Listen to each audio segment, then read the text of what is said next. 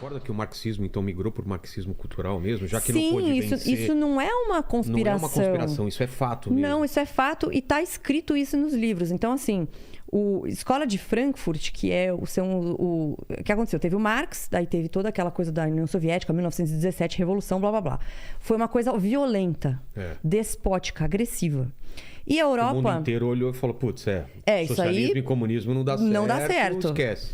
E aí a Europa estava experimentando uma ascensão, Europa e Estados Unidos, uma ascensão drástica de qualidade de vida. E os operários não aderiram à revolução. Falaram, porra, foda-se, vou trabalhar na fábrica, vou ganhar o meu, vou fazer as minhas coisas. E aí começaram a se juntar teóricos, né, filósofos, economistas, historiadores, e entender, por que a revolução não deu certo? Isso aqui é tão legal, por que não deu certo? E eles começaram a fazer uma revisão ou observar melhor os aspectos da teoria marxista. Eles foram chamados de revisionistas. E aí os caras mais ortodoxos marxistas, tipo o cara que veio do Lenin, sim, Stalin e consequência, falar, esses caras aí são traidores do movimento. Mas eles começaram a revisar esse trabalho do Marx e fazer as suas próprias teorias baseadas no marxismo. Aí veio os principais, né, os proeminentes disso são o Lukács e o Korsch.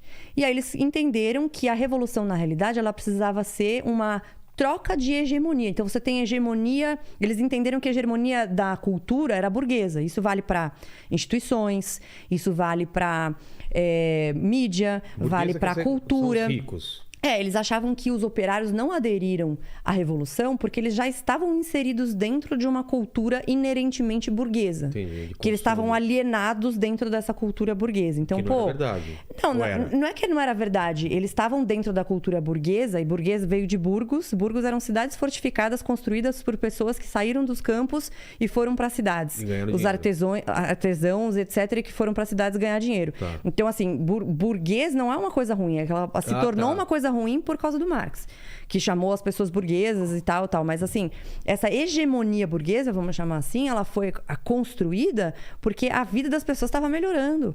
Então, ele falou assim, não, você está alienado, a sua vida, você achou que a sua vida melhorou, você aumentou de renda, mas na verdade não é bem assim.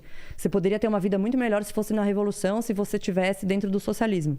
Tipo, como se o cara fosse burro e ele próprio não entendesse aquilo que ele queria. Que é o que a gente vê muito hoje. Nessa mentalidade. Olha, eu não sou negro, mas eu sei o que é melhor pra você. Cara, eu não sou gay, mas eu sei o que é melhor pra você. Isso. Porque eles querem matar a individualidade em nome de um grupo. De um grupo, que é o coletivismo. É o coletivismo. Você não sabe o que é melhor pra você. Eu sei ou esse cara sei. E não importa se essa pessoa pensa diferente, né? Exatamente isso. É perfeito a sua analogia, porque é exatamente isso.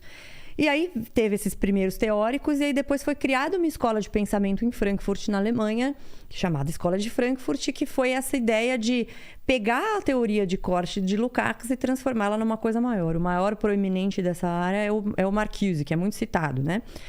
Pelo pessoal da esquerda. Então, a Escola de Frankfurt, ela fala, basicamente, de que essa sociedade ocidental, ela nasceu errada e que a hegemonia burguesa é que aliena essas pessoas para uma revolução socialista. Então, você precisa trocar a hegemonia e trocar a cultura, ou seja, você precisa aparelhar a instituição, aparelhar a mídia, aparelhar a educação, aparelhar as artes, tudo que for possível, em todos os níveis, para você alterar essa hegemonia. Então, isso que falava Gramsci, né, que é italiano, que também ajudou a construir essa base de pensamento para depois vir a Escola de Frankfurt.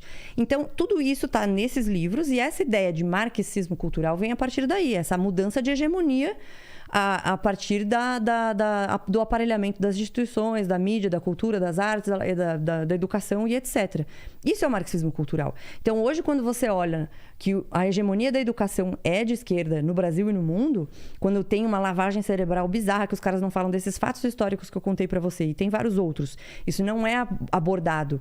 Fala que o capitalismo é errado, que desigualdade é igual à pobreza, que economia é igual ao jogo de soma zero. São coisas econômicas, políticas e culturais que são colocadas na tua cabeça desde que você é criança. Então, você fica com essa ideia de que o capitalismo é errado, enriquecer é o problema, os ricos é que são o mal do mundo. e você não acaba tendo uma crença limitante em relação à sua própria riqueza. Você vai parar nesses movimentos coletivistas em que a tua individualidade não vale. Então, hoje acontece muito de eu ter seguidores, por exemplo, que falam assim: eu sou negro e eu não concordo com isso aqui. E o cara é escorraçado, assim, Chamado de Capitão Nomato, você não, não você não importa, você é branco. Eu te coloco numa outra categoria porque você não importa.